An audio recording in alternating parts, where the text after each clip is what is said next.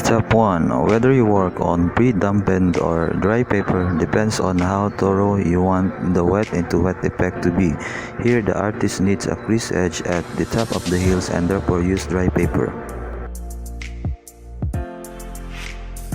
Step 2. Several applications of paint have by now made the paper thoroughly damp, and the green applied in the foreground spreads out and diffuses.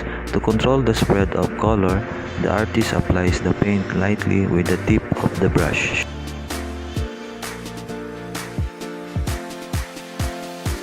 Step 3. The paper has now been damped only in one area so that the blue paint does not spread below the boundary of the cloud.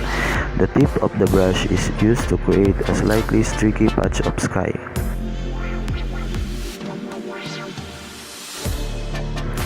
Step 4. The same method is used for the large cloud with dark mauve grays introduced into a lighter wet wash.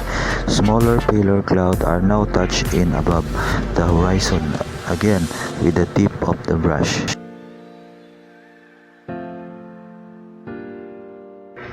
Step 5. The soft effect of the wet into wet painting is enhanced by the occasional crease edges.